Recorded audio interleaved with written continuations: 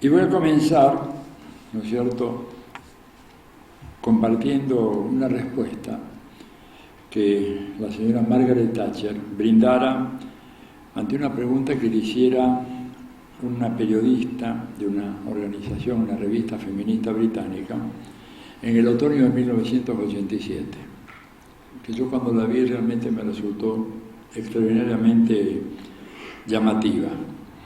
Le preguntaron a la primer ministra británica cuál era su opinión sobre el impacto que estaban teniendo sus políticas, las políticas neoliberales de privatización, de regulación de los mercados que estaba llevando a cabo, sobre la sociedad. ¿Qué piensa usted que le va a pasar a la sociedad británica con estas políticas? La respuesta fue realmente notable. Dijo: la sociedad no existe. Hay hombres y hay mujeres. Está John y Carol, Peter y Alice, ¿verdad? Pero no hay una sociedad. Hay familias y ningún gobierno puede hacer nada excepto a través de su gente. Y la gente tiene que preocuparse primero que nada de sí misma. Cierre la cita. Realmente una respuesta asombrosa, ¿verdad?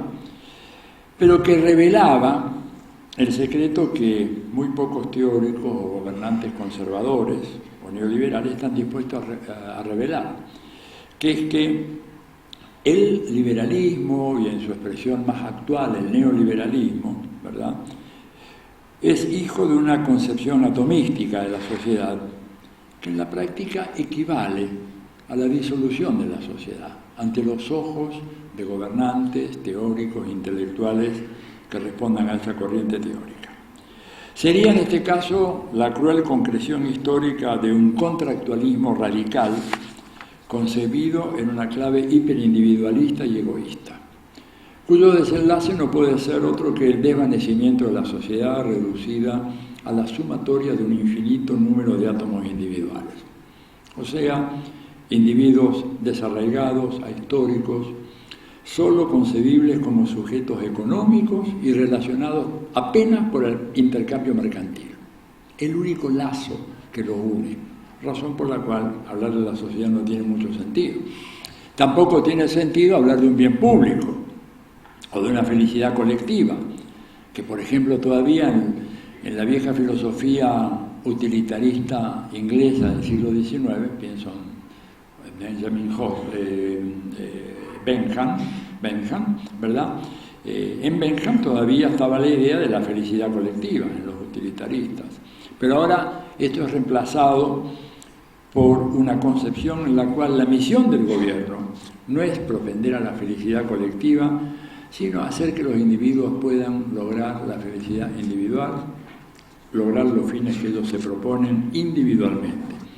La sociedad así se disipa como una niebla matinal, se convierte en una nebulosa entelequia que solo adquiere cierta realidad en algunos momentos de vida intensamente colectivos, como en algún momento anotara Antonio Gramsci.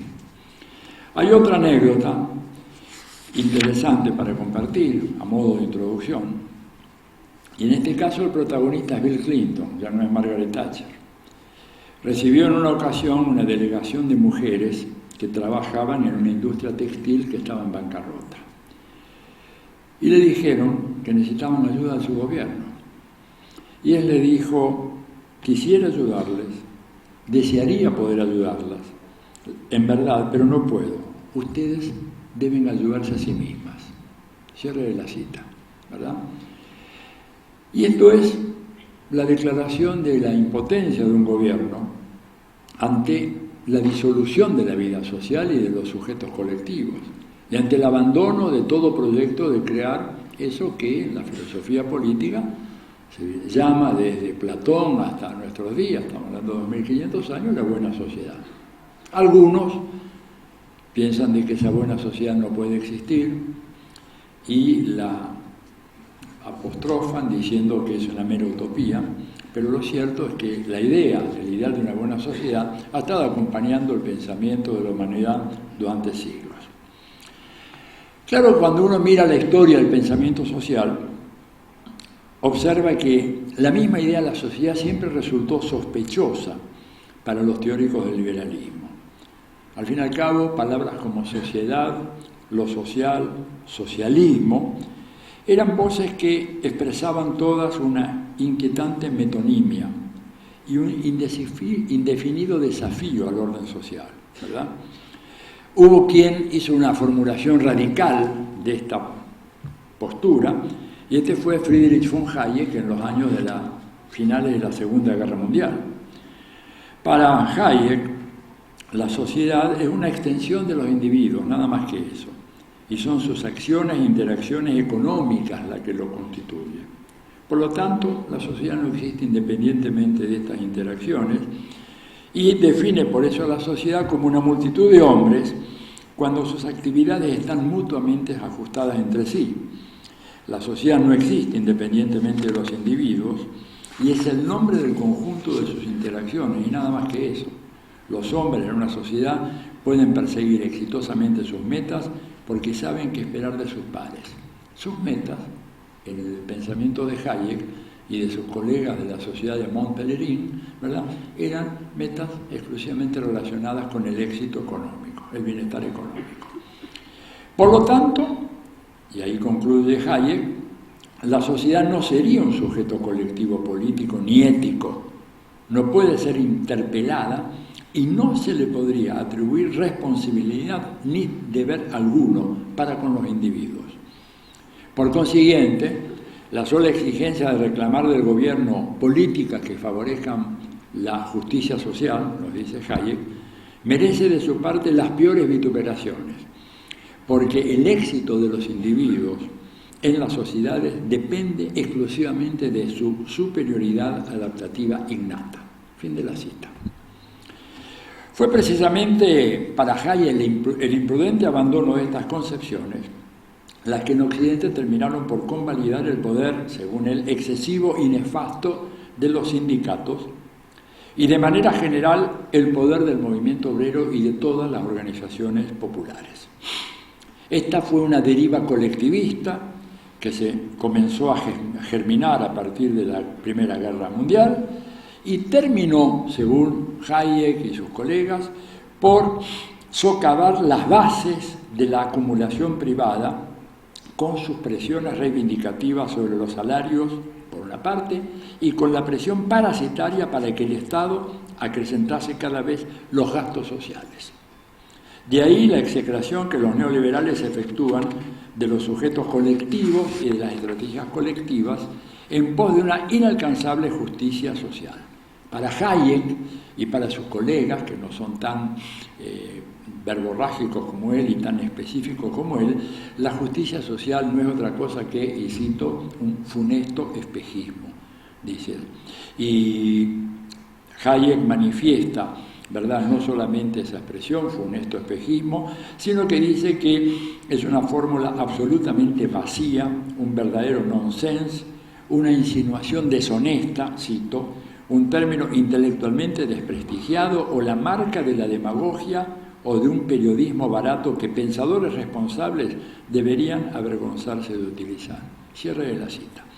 Para nuestro autor, entonces, la lamentable persistencia de esta demagógica consigna solo puede ser producto de la deshonestidad intelectual de quienes se benefician de la confusión política que ella genera. En el mundo hispanoparlante, las ideas de Hayek encontraron un apóstol privilegiado en la obra de un gran escritor, Mario Vargas Llosa. En diversos ensayos y notas de opinión que este autor ha venido escribiendo desde los años 90, ha divulgado el pensamiento del filósofo y economista austríaco con un empeño notable y una extraordinaria eficacia propagandística. Nadie, absolutamente nadie en el mundo académico ha hecho más que Vargas Llosa para difundir el credo hiperindividualista de Hayek y sus colegas de la Sociedad de Mont Pelerin. Su más reciente libro, La llamada de la tribu, es un tremendo alegato en contra de los gobiernos populistas, entre comillas, que según el novelista peruano arrasaron América Latina con sus políticas inexorablemente condenadas al fracaso. Por exigir algo que, en línea con Hayek, es tan absurdo como contraproducente. Esto lo ha ratificado en su más reciente artículo, que acaba de aparecer en el diario La Nación de Buenos Aires el 2 de septiembre, en donde reitera sus flamígeras condenas a todo lo que pueda ser considerado como expresión de un colectivismo tribal. En línea con lo que afirma Hayek, para el peruano, la justicia social no hace otra cosa que atribuirle a un gobierno la responsabilidad por un resultado o la culpabilidad por una desafortunada situación del cual jamás debería ser considerado responsable. Tal como lo asegura su maestro vienés, reclamarle a un gobierno por lo injusto de la situación que atraviesa un individuo o una familia es tan ridículo como quejarse ante la naturaleza por los efectos destructivos de un terremoto. Hay en esta concepción, entonces, radical del neoliberalismo, que Vargas Llosa ha popularizado, una doble negación. Primero, de la sociedad como una colectividad humana con identidad propia, con una historia, con origen y destinos comunes. Para este pensamiento neoliberal contemporáneo, Italia, Francia, Estados Unidos son mercados, no son naciones. Lo mismo vale, por supuesto, para Argentina, Brasil, México, los países de América Latina. La idea de que somos mercados y no somos naciones es muy fuerte en toda esta corriente de pensamiento. En el caso argentino, una prueba palmaria de esto es el proceso de recambio de las monedas nacionales, donde han ido desapareciendo progresivamente la figura de los padres fundadores de esta nación, siendo reemplazada por simpáticos animalitos que pueblan la dilatada geografía argentina, pero que de alguna manera poco dicen en relación a nuestra historia, a nuestro pasado y a la posibilidad de que tengamos un futuro común. Primera negación, entonces, la sociedad negada como una colectividad con identidad propia, con origen, una historia, destinos comunes. Segunda negación, niegan la evidencia histórica que demuestra que la justicia social no es el resultado espontáneo de una sociedad de clases, sino el producto de políticas seguidas por un buen gobierno, como lo plantearon ya hace 2500 años, devuelvo a la filosofía política clásica de Platón y Aristóteles. Esta doble negación de la sociedad como una colectividad humana y de la evidencia histórica que demuestra que la justicia social es un producto de las buenas políticas, esa doble negación ha sido una de las más resonantes victorias ideológicas del neoliberalismo a partir de la década de los 90. Y sus secuelas políticas que llegan hasta el día de hoy han sido devastadoras. Estas ideas se han impuesto, hoy en día son parte del sentido común de nuestras sociedades.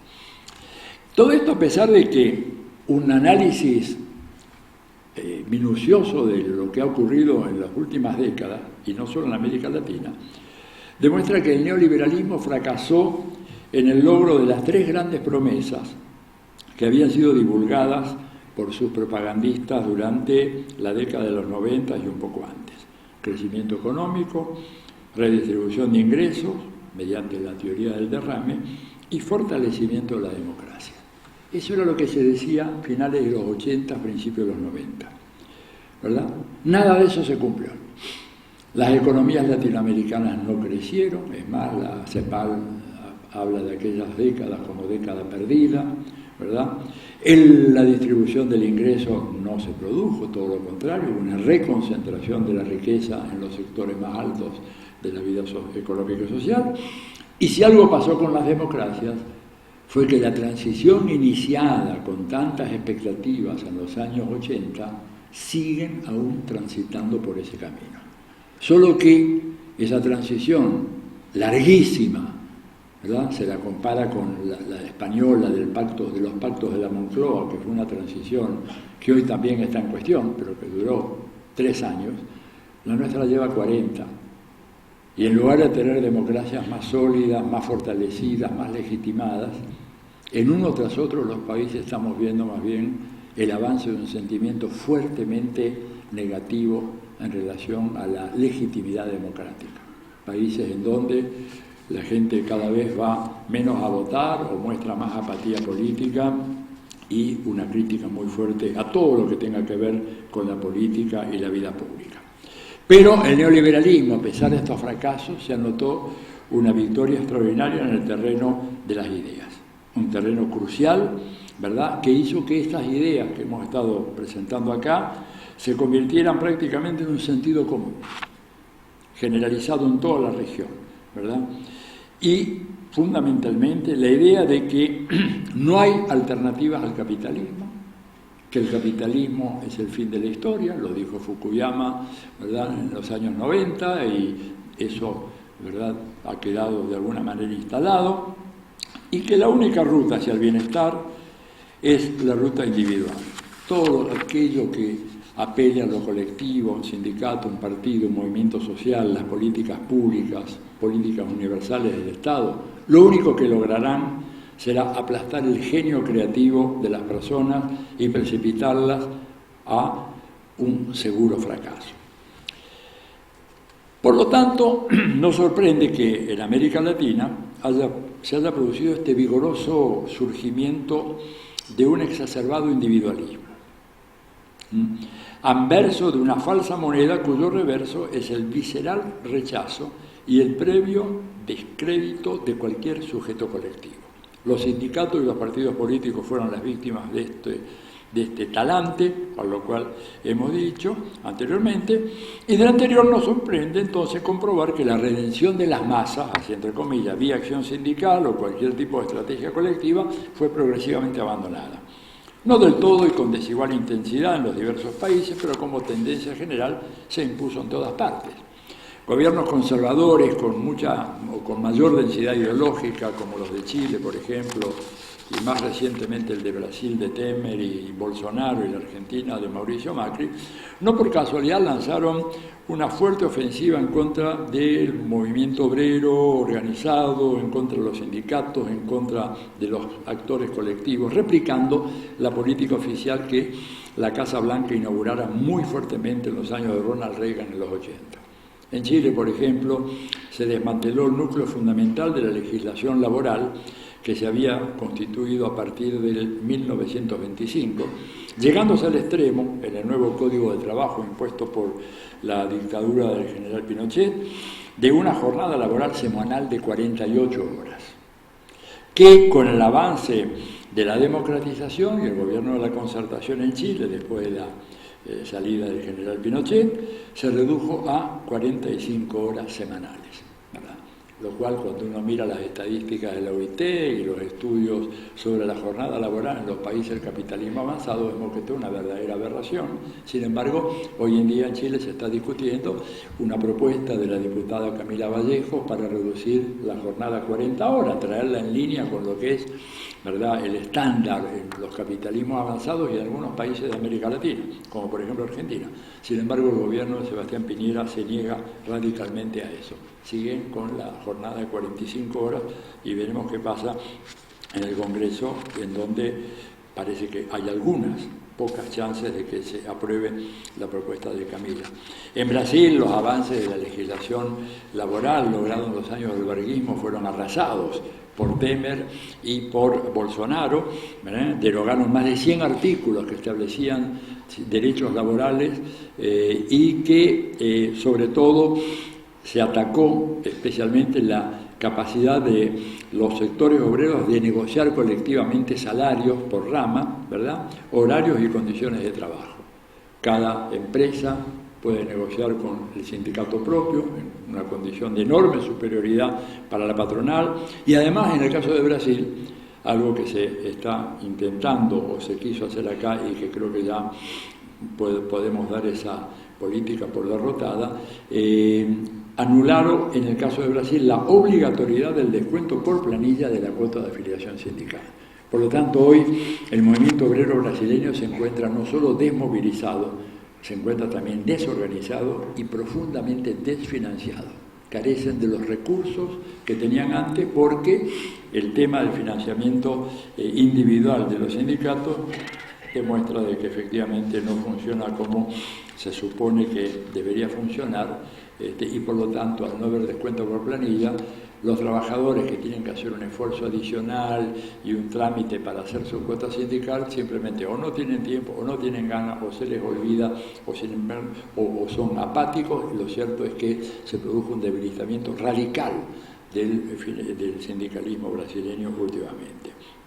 Ahora, todo esto vino acompañado por una ideología de reemplazo, ¿verdad? ¿Cuál fue la ideología de reemplazo? Bueno, se le ha llamado en Argentina y en Chile el emprendedorismo, ¿verdad? Los trabajadores desempleados, o los que nunca accedieron a un trabajo estable, o gente que no tiene posibilidades de ser contratada, ¿verdad? Poco o nada pueden esperar del gobierno. A esto agréguesele el impacto tremendo que está teniendo ya la informatización y la robotización de ciertas actividades laborales, que reemplazan de una manera bastante acelerada el uso de la fuerza de trabajo. Ante eso, ¿cuál es la respuesta de los gobiernos neoliberales? Bueno, te puedes contratar como trabajador de Uber, ¿verdad? O fabricar cerveza artesanal, se ha dicho acá. Uber, por cierto, como un rasgo distintivo del capitalismo actual, hoy en día como empresa, ¿verdad? Tiene una valuación en Wall Street superior a la de la Ford Motor Company y a la General Motors.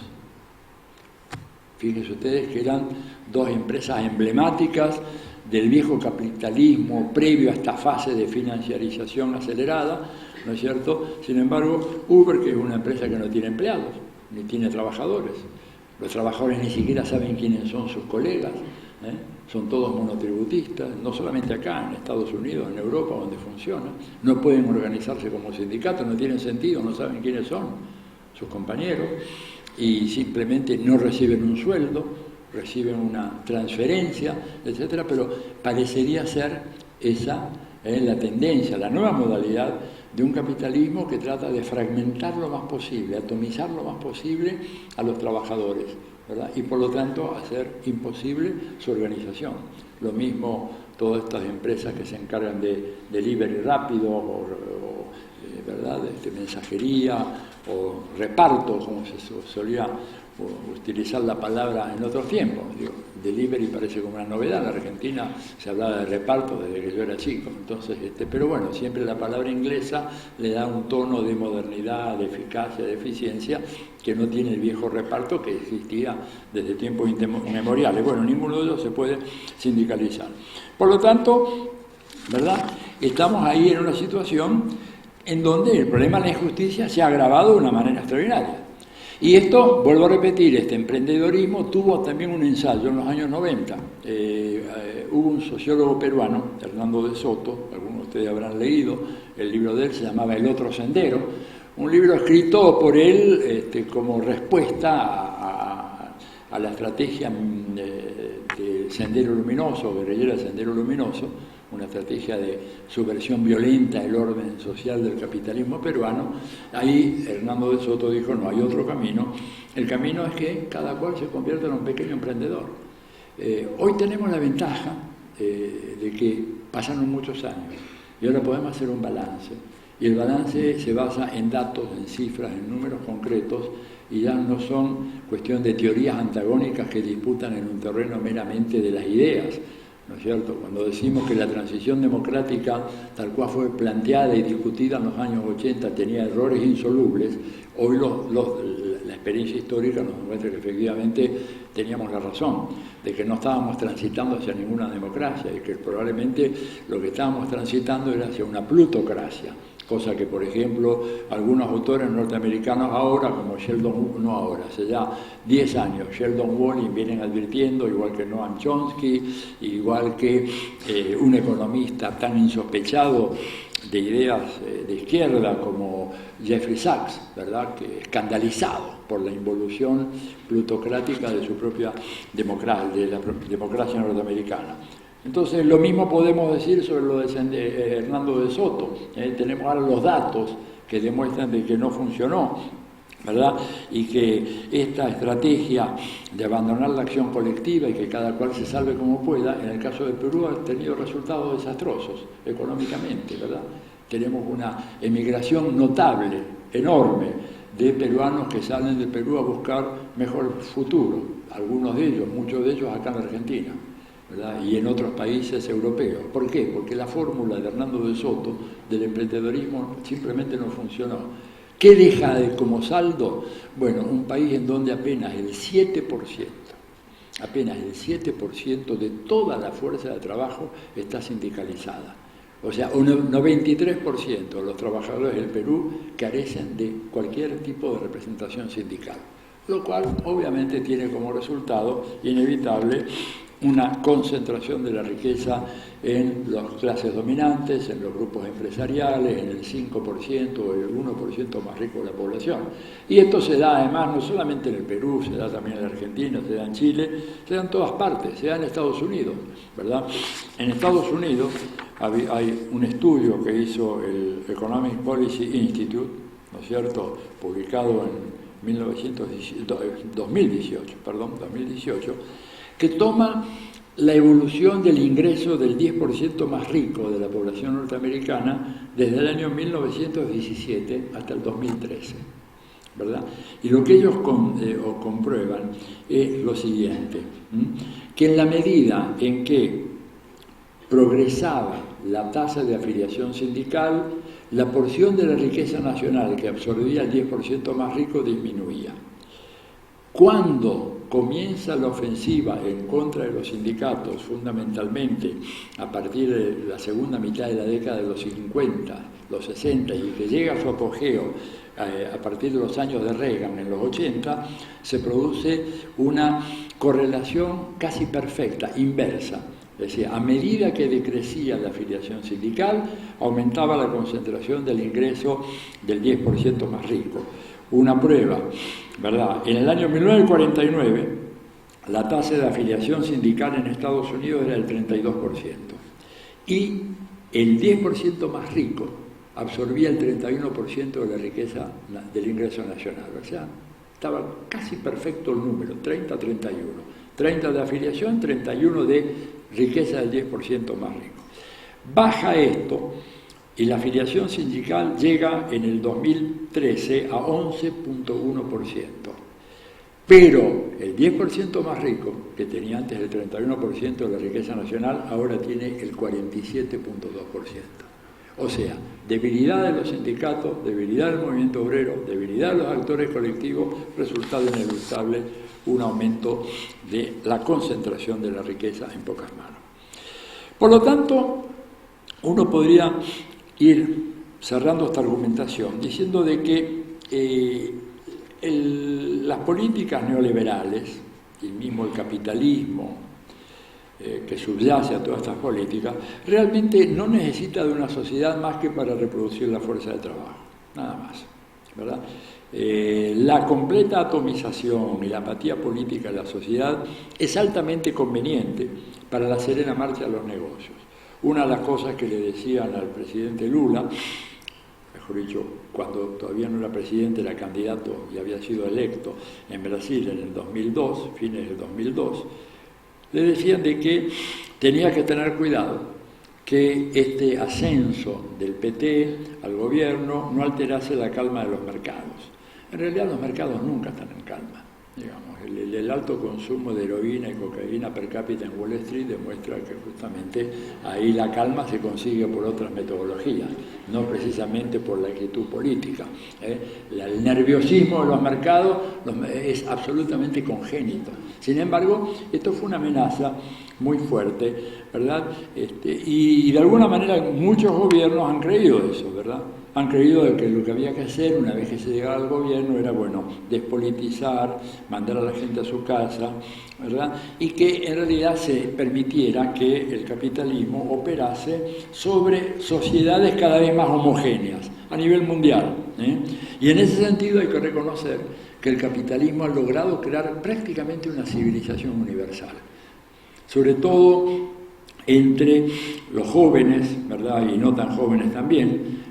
Se ha impuesto un mismo estilo de comida, el junk food, el fast food estadounidense, una misma indumentaria, una misma música, un mismo estilo de vida, una misma conexión con el mundo vía smartphone, ¿verdad? En fin, unos mismos valores, en donde el consumismo pasa a ser el elemento fundamental. La pasión por el consumo estimulada por una de las más grandes industrias de nuestro tiempo, que más dinero mueve, que es la industria de la publicidad. Después de el narcotráfico, la trata de personas, la venta ilegal de armas, etc., uno de los ítems más importantes en la economía norteamericana es el gasto en publicidad. Un gasto en publicidad que induce a que la gente que no tiene ciudadanía política adquiera supuestamente una ciudadanía por la vía del consumo.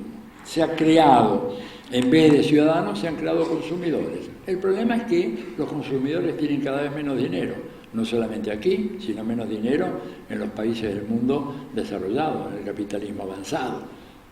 Hace poco tiempo, o no tan poco, en un par de años, la señora Angela Merkel en Alemania dijo públicamente que la única manera en que Europa podía competir con la producción industrial de China era reduciendo los salarios básicos en Europa a 700 euros al mes, lo cual creó un escándalo mayor, enorme, pero evidentemente hay una tendencia muy fuerte hacia la reducción de los salarios por la vía directa o indirecta, reduciendo prestaciones sociales, recortando el estado de bienestar, reduciendo el gasto social a los efectos de poder supuestamente competir con China. Todo esto, ¿verdad?, en un contexto marcado por el debilitamiento de los sindicatos y además facilitado por esta idea que es tan cara a la tradición liberal, y es que el capital circula mejor cuando se desplaza en un terreno homogéneo, se desplaza sobre mercados y no sobre naciones, ¿verdad? Naciones que tienen historias, estructuras, tradiciones, identidades y legislaciones propias, ¿verdad? Y en cambio los mercados se rigen por una ley universal, la ley de la oferta y la demanda, el principio de la ganancia, y no tiene que ser estorbado por legislaciones, por tarifas, por barreras, por aduanas, por fronteras, en otras palabras, una circulación universal del capital, pero al mismo tiempo límites muy concretos a la circulación de la fuerza de trabajo y de la mano de obra.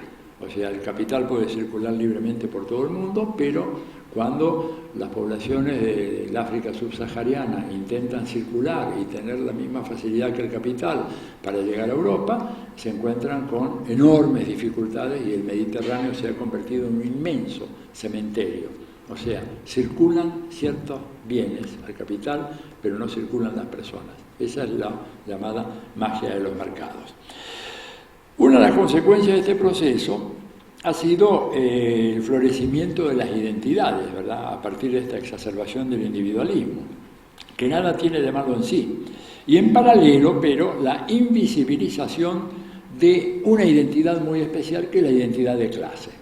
O sea, florecen identidades de todo tipo, étnicas, culturales, de género, de lengua, de lo que sea, pero al mismo tiempo hay una identidad, que es la identidad de clase, que queda totalmente ensombrecida, que queda, digamos, al margen de la visualización de los gobiernos y de los estudiosos, en muchos casos, de la sociedad.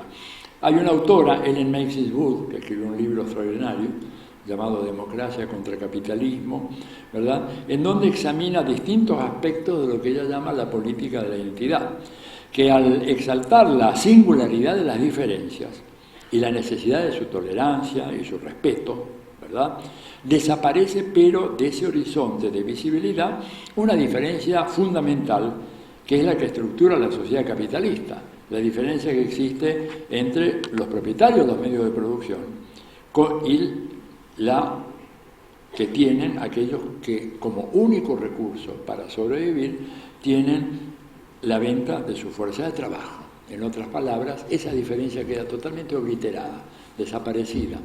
Todos somos consumidores y por lo tanto, bueno, la situación con la cual uno accede al consumo ya es un asunto de segunda importancia. Desaparece eso, dice Ellen Macy, mientras florecen las otras identidades. Y dice algo más, que la sociedad capitalista a la larga no va a tener problema alguno para admitir y para tolerar y para recibir estas identidades que durante mucho tiempo quedaron ocultas, ¿verdad? Identidades de género, de opción sexual, cuestiones relacionadas con los pueblos originarios, etc. Pero hay una identidad que nunca va a ser admitida y una diferencia que nunca va a ser abolida, que es la diferencia de clase, ¿verdad? Eso es lo que marca esta sociedad, dice ella. Y por lo tanto, uno podría, volviendo a la señora Margaret Thatcher, coincidir con un autor, Daniel Bernabé, que escribió un libro muy lindo, se llama La trampa de la diversidad, que realmente lo recomiendo, en donde Bernabé hace un análisis muy interesante del discurso de Margaret Thatcher, ¿verdad? En donde ella supo instrumentar una verdadera parábola semántica, mediante la cual, no por casualidad, la palabra inglesa unequal, que es desigual, asumió una connotación más significativa y corriente de lo diferente, no sin lugar, o lo que es sin igual, y en lugar de eso, unequal pasó a ser lo desigual. En otras palabras, la idea de lo desigual en realidad se convierte en lo diferente, ¿verdad?, en algo distinto, pero no en algo que es desigual. El juego de palabras que él hace y que se hace en lengua inglesa es muy clara en cuanto a su significado. No es que seamos desiguales, es que somos diferentes, somos únicos, no somos intercambiables. Por lo tanto, la idea de que podemos hacer algo juntos prácticamente queda descartada de antemano, dice Bernabé en ese estudio. ¿Cuál es la contracara política de todo esto? ¿Verdad? La contratara de esta fragmentación y refundición y brutal negación de la sociedad es la despolitización, que es la que induce el capitalismo a través de sus aparatos ideológicos. Nada más propicio para asegurar la normalidad de la acumulación capitalista que la existencia de una enorme masa popular atomizada, desorganizada, desinformada y despolitizada, preocupada tan solo por asegurar su sustento, renunciando a cualquier estrategia colectiva por concebirla ya como imposible o inconveniente, en algunos casos hasta como una estrategia inmoral, dada la vertiginosa parafernalia de contradictorias identidades que existen en el mundo actual y confiando cada cual ciegamente en la eficacia de sus propios esfuerzos. Por lo tanto, ¿verdad?, la atomización, la desorganización, la desinformación y la despolitización parecerían ser o son más bien la contracara de esta idea de que la sociedad no existe. ¿Qué significa en el fondo que la política tampoco existe? ¿Verdad? Y no es casual todo esto, nada de lo que hemos venido conversando es casual, porque si uno recuerda,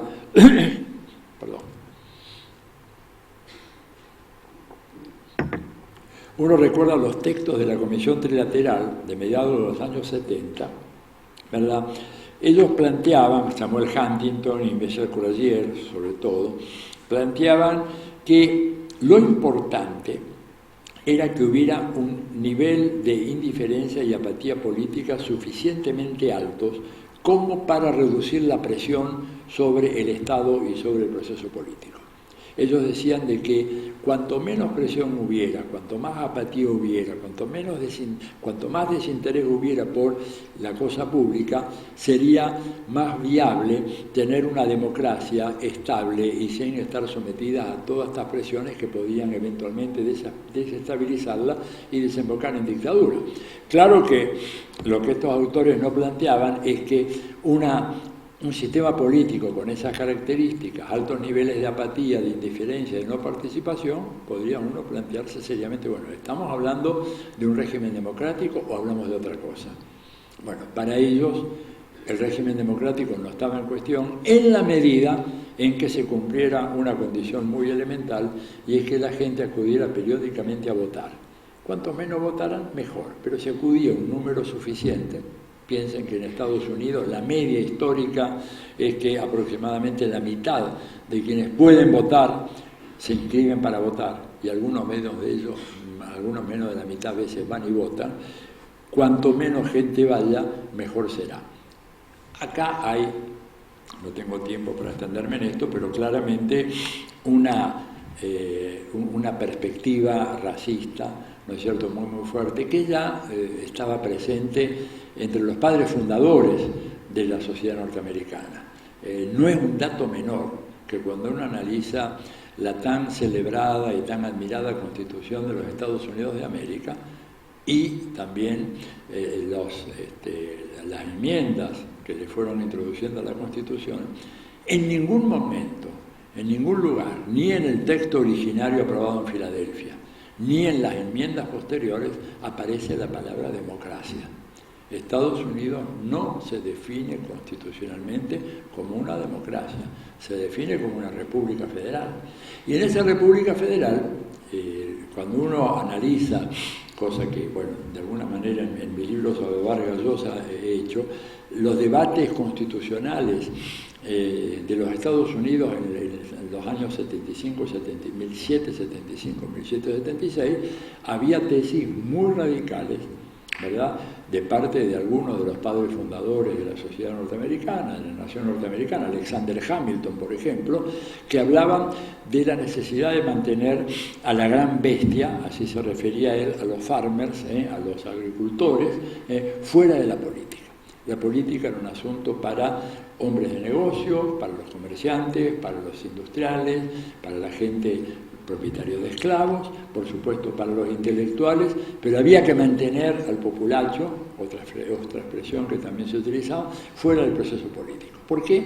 Porque el populacho decía, ¿no es cierto?, que iba a ser fácil víctima de los demagogos y que por lo tanto eso podía producir la conformación de una tiranía en los Estados Unidos. O sea, la democracia para un grupo selecto de personas, por supuesto la población afrodescendiente o los esclavos estaban fuera del juego, las mujeres fuera del juego, y era simplemente un asunto para estas minorías.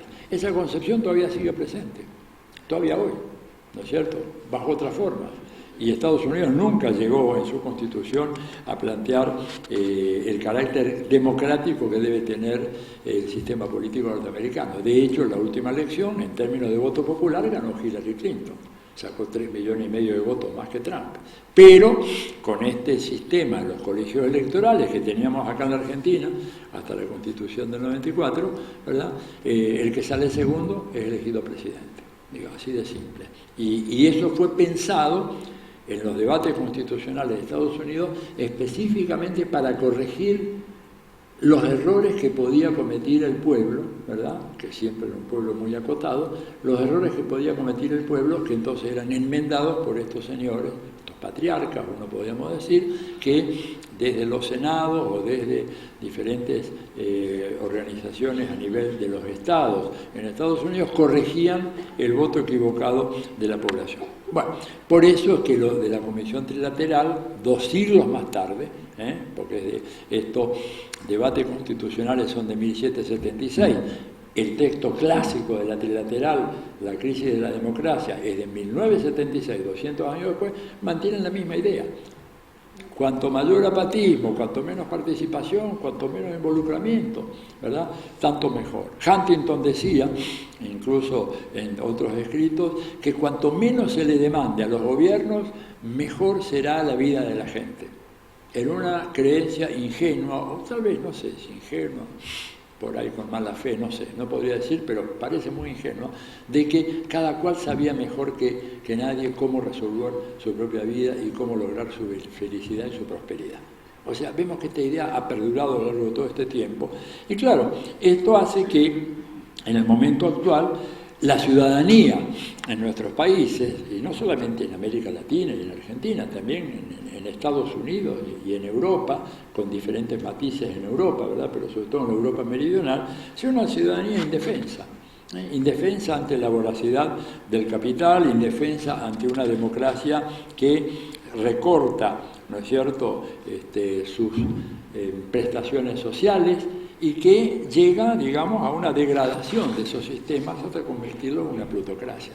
Hay un caso que es dramático y profundamente ilustrativo, es el caso de Grecia, ¿verdad?, cuando hace 2 años sometió a votación un proyecto de ajuste propuesto por el Banco Central Europeo para salvar a Grecia de su crisis. Grecia había incurrido en un endeudamiento fenomenal, tenía una deuda pública que superior al 160% del Producto Bruto griego, y el programa de ajuste era tan salvaje que el primer ministro Alexis Tsipras dijo, bueno, yo no me animo a hacer esto y voy a llamar a una consulta popular, un referéndum popular, a ver qué dice la gente, que sea el pueblo que democráticamente decida si aceptamos o no. Se manifestó el pueblo y por 63% de los votos se manifestó en contra de ese programa, lo rechazó. ¿Qué fue lo que pasó después? Esa misma noche, Tsipras recibió una llamada de la señora Angela Merkel citándolo para una reunión de emergencia al día siguiente, el lunes, a primera hora en Bruselas, para reunirse con ella, con el presidente del Banco Central Europeo y con el director de la Comisión Europea, ¿verdad? Bueno, ahí los tres lo sentaron a Tsipras en el banquillo de los acusados y le dijeron, mire, o usted repudia el resultado de las urnas y va adelante con lo que le hemos propuesto, o nosotros lo dejamos sin el euro y usted tendrá que vérselas como hace con el dracma, la vieja moneda Grecia. Vamos a ver quién le compra, a quién le vende, qué turista va a ir allá, y Grecia se hunde definitivamente. Vuelven a la edad de piedra. Y siempre no tuvo más remedio que aceptar eso. O sea, una degradación absoluta, paradojalmente, que se produce en el país en donde se había inventado la democracia. La democracia se inventó en Atenas, y uno podría decir, es una exageración, se inventa en Atenas, nace en Atenas, ¿verdad? Y muere también en Atenas. Porque cuando uno empieza a mirar un poquito en detalle cómo funciona el proceso democrático en los países europeos también, observa algo que muchas veces muchos politólogos pasan por alto. Y es que en este momento ningún parlamento que pertenece a la Unión Europea puede aprobar un presupuesto si es que este primero no fue aprobado por el presidente del Banco Central Europeo.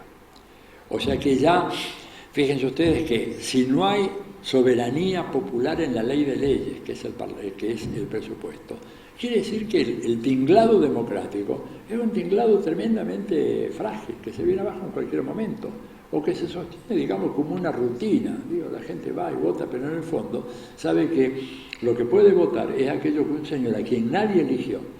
Nadie eligió. Yo pregunté en Europa varias veces el nombre del presidente del Banco Central Europeo, nadie me lo supo decir. Solo un economista especialista ahí en la Complutense de Madrid me dio el nombre, yo me lo olvidé. Directamente no. Decía, irrelevante, pero es un personaje que es el que primero mira, porque yo estuve investigando por qué se demoraba tanto la aprobación del presupuesto en el Estado español, y la respuesta era de que había todo un tira y afloje con el presidente del Banco Central Europeo, y ahí me entero de que lo mismo estaba pasando con otros países. En Italia pasó exactamente lo mismo. Entonces, podemos hablar de democracia ante un régimen político cuya decisión fundamental acerca de qué gastar, cómo gastar, dónde recaudar y en qué invertir tiene primero que ser aprobada por un burócrata multimillonario situado fuera de ese país, y que es el que dice cómo se debe gobernar y cómo se debe gastar el dinero y cómo se debe recaudar. Definitivamente no. Por lo tanto, estamos ahora en presencia de eso que algunos están llamando cada vez con más insistencia plutocracias, ¿verdad? O sea, gobierno de riqueza, o como me gusta decir a mí, gobierno de los mercados, por los mercados, para los mercados, o países atendidos por sus propios dueños, ¿verdad? Cuando uno mira la experiencia de algunos países de nuestra región, ¿verdad? El caso de Sebastián Piñera en Chile, Mauricio Macri en la Argentina, mismo Jair Bolsonaro como cabeza digamos, como espolón de proa de un bloque económico importantísimo en Brasil, o Donald Trump en Estados Unidos. Lo que demuestra esto es que hay una involución fenomenal de estas democracias, que no solamente son formales, sino que inclusive ahora revelan un tránsito totalmente anómalo. En el pasado se pensaba de que gobiernos elegidos del voto popular serían capaces de modificar las relaciones de poder. no digo conquistar el poder porque tal vez una expresión excesiva, ¿verdad?, dada la complejidad que tiene la conquista del poder, pero por lo menos que había un tránsito desde el gobierno hacia el poder. Hoy en día lo que podemos ver es más bien un tránsito en la dirección contraria, un tránsito desde los grandes núcleos concentrados del poder del capital financiero, el poder de las oligarquías mediáticas, el poder de las grandes corporaciones transnacionales que tienen un volumen de venta y una cifra, digamos, que es superior al Producto Bruto de la gran mayoría de los países de la Tierra, desde ese poder a el gobierno, en lugar de ser al revés, o sea, la transición ahora desde los núcleos de poder hacia el gobierno, de alguna manera legitimando, institucionalizando una situación de hecho en donde los poderosos tenían todas las cartas en sus manos, ¿verdad? Y esto en un contexto en donde hay una prédica permanente a favor de la antipolítica, la despolitización. Plantear que estos nuevos personajes que aparecen, ¿verdad?, como Trump, o como Bolsonaro, como el mismo Piñera, o como Macri, o como Duque, son representantes que vienen de fuera del ámbito de la política satanizada como la esfera de la corrupción. Hay un fenómeno curiosísimo, en el que vemos en nuestros días, en que hay corruptos pero no hay corruptores. Digamos, ¿cómo es posible eso? Digamos, hay corruptos en el Estado, la política es la esfera de la corrupción, pero para que haya un corrupto tiene que haber un corruptor. Sin embargo, ese no es el tema es uno, que es tratar de satanizar a la vida política y hacer que la gente desconfíe de la política. Y por lo tanto, hoy en día la antipolítica aparece, digamos, como el sentido común de la época. ¿Para qué preocuparse por la política? La política es corrupta, la política es sucia, es tramposa, ¿verdad?, produce personajes nefastos, y por lo tanto lo que tenemos que hacer es dejar que la política la hagan otros, nosotros resolvemos nuestra vida por nuestra cuenta. No hay tal solución. La única manera en que podemos aspirar a una buena vida es mediante la repolitización de nuestras sociedades, mediante eso que Frei Beto de manera muy aguda llamó la alfabetización política que necesitamos en América Latina, alfabetización política, que me parece que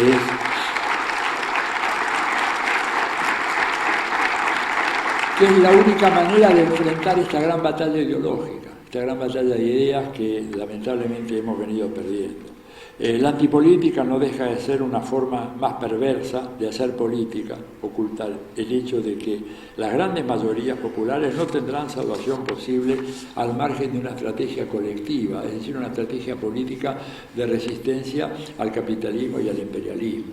Estrategia de lucha que, vale recordarlo, hizo posible que durante los años de oro del Estado keynesiano, en algunos países del mundo desarrollado, los sectores populares hubieran experimentado una notable mejoría y una formidable ampliación de sus derechos sociales, seriamente recortados en los últimos años.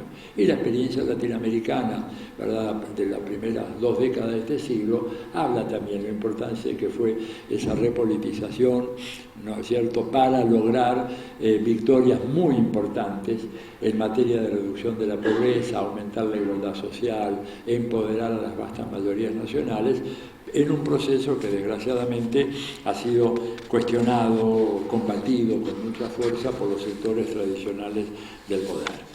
Termino con una breve nota, aludiendo a un texto de Antonio Gramsci, un texto muy poco conocido, que creo que viene muy bien para rematar toda esta discusión sobre la apatía política, la antipolítica, la privatización de nuestra propia vida social y caer en la ilusión de que podemos resolver los problemas de nuestra vida y de los problemas colectivos renunciando a la política.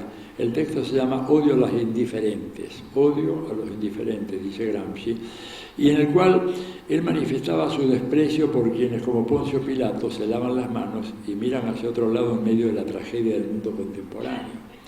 Odio a los apáticos y a los que hacen un culto de la despolitización y predican el repliegue de las masas sobre sus intereses egoístas. con la falsa promesa de que si ellos se repliegan sobre sus intereses egoístas, si adoptan el sálvese quien pueda y abandonan las estrategias colectivas, ¿verdad?, van a lograr acceder a una vida plena, a una vida próspera, no solamente material, sino espiritualmente. Y ahí Gramsci decía, leo textualmente: odio a los indiferentes porque creo que vivir es tomar partido. Quien verdaderamente vive no puede dejar de ser ciudadano ni de tomar posición. La indiferencia es abulia, es parasitismo, es cobardía, no es vida. Por eso odio a los indiferentes. La indiferencia es el peso muerto de la historia. Fin de la cita. Y creo que son palabras que conviene recordar y me parece que se le ponen un broche de oro a esta reflexión sobre la disolución de la sociedad, la antipolítica y el panorama sombrío que ofrece el capitalismo contemporáneo. Un sistema que, y acá aludo al recientemente desaparecido Immanuel Wallerstein, un gran sociólogo, ¿no es cierto?, que fue presidente de la Sociedad Internacional de Sociología, de la ISA, etc. Wallerstein, un hombre que estudió al capitalismo en su proceso de larga duración, a partir del siglo XVI, sostuvo ya desde el año 2009, en una célebre entrevista y luego en varios escritos que hizo a partir de ese momento, la entrevista se la hizo Carlos Prieto en Madrid en el 2009, ¿verdad?, en donde él pronunció una sentencia definitiva acerca del futuro del capitalismo. Dijo: con suerte le quedan 30 o 40 años de vida como sistema histórico, dice, está condenado a perecer, no tiene ninguna posibilidad de sobrevivir. Esto evidentemente afecta directamente al núcleo fundamental de la ideología liberal, que por el contrario dice que el capitalismo es la culminación de la historia económica de la humanidad y que hemos llegado al fin de la historia. Otra vez Fukuyama, ¿no es cierto? Para Wallerstein, un gran estudioso de ese tema durante tantos años, dice, es un sistema histórico que ya ha comenzado a transitar por su fase irreversible de decadencia. Lo dice en varios de sus escritos. Yo en mi blog puse una nota donde aludía a algunos de ellos, pero básicamente yo lo combino esto de Wallerstein, que lo explica muy bien, ¿no es cierto?, con una afirmación que hiciera en su momento, hace muchos años, Karl Polanyi, en un libro clásico que los sociólogos seguramente conocen, La Gran Transformación, en donde Polanyi decía que un sistema como el capitalista era inviable en el largo plazo porque consideraba como mercancías a tres elementos que no podían jamás ser considerados mercancías: las personas, la naturaleza y la moneda. Y Polanyi decía, un sistema que considera como mercancías a personas, naturaleza y moneda está destinado a desaparecer, ¿no es cierto?, y a ser superado históricamente. Y ahí vuelvo con Wallerstein. ¿Qué decía Wallerstein en sus escritos? La desaparición, el agotamiento del capitalismo es un hecho, ¿verdad? El tema es que no sabemos lo que viene después. Y él decía, lo que puede venir después tal vez sea mejor, pero también puede ser peor. No hay por qué pensar que necesariamente la superación del capitalismo nos traerá una sociedad mejor. ¿Por qué? Porque la barbarización que ha producido el capitalismo en las últimas décadas es tal que hace que realmente puedan aparecer personajes absolutamente aberrantes. Pienso, por ejemplo, en Jair Bolsonaro o pienso en Donald Trump, que eran impensables apenas 20 o 30 años atrás. Jamás hubiera yo pensado que un personaje como Trump podía llegar a ser presidente de Estados Unidos, o que un personaje como Bolsonaro, presidente como Brasil. Y no voy a seguir con ejemplos, ¿verdad? Porque ya tengo suficientes problemas para agregarme uno más. Pero todos sabemos de lo que estamos hablando. Una decadencia fenomenal de la dirigencia política, que puede dar lugar entonces, sí, una superación del capitalismo, pero si no hay una alternativa mejor, ¿verdad? Y una alternativa mejor es una alternativa claramente no capitalista, postcapitalista, de inspiración socialista, lo que puede venir es una monstruosidad, y esto le preocupaba mucho a Wallerstein, ¿verdad? Y creo que el tema hoy de la barbarización del capitalismo y el ataque a la sociedad, la disolución de la sociedad, ¿no es cierto? Dejar de ser una sociedad argentina es un mercado, grabémonos eso en la cabeza, va de la mano con otra cosa que tiene un efecto de mucho más corto plazo, que es la destrucción de la naturaleza. Hay en el Océano Pacífico, septentrional, hay una enorme isla de materiales plásticos desechables que tiene una extensión de 1.600.000 kilómetros cuadrados. O sea, más que la mitad de la Argentina de desechos plásticos, que inevitablemente van a tener un efecto absolutamente corrosivo sobre la fauna marina y que se va a seguir alimentando en la medida en que, bueno, el consumismo nos lleve a esta obsolescencia planificada y a la destrucción de la naturaleza en todas sus formas. Por lo tanto, es evidente que estamos en presencia de un ciclo que está a punto de terminar y que tal vez el problema más grave sea que no se ven muy bien cuáles son las alternativas. Y las alternativas no van a surgir de la obra de un teórico o de la obra de un sociólogo, de un politólogo, de un economista. Las alternativas van a surgir de la lucha de los pueblos. Cada pueblo buscará una manera de resolver. En Estados Unidos están buscando su propia forma. Por primera vez, lo digo yo como un dato muy alentador, en Estados Unidos se comienza a cuestionar públicamente y abiertamente el capitalismo. Durante 2 siglos eso estaba absolutamente fuera de discusión. No se podía discutir cómo reformar el capitalismo, cómo hacerlo mejor, cómo hacerlo peor, pero no se mencionaba la palabra ni se decía el problema es el capitalismo. En Europa también.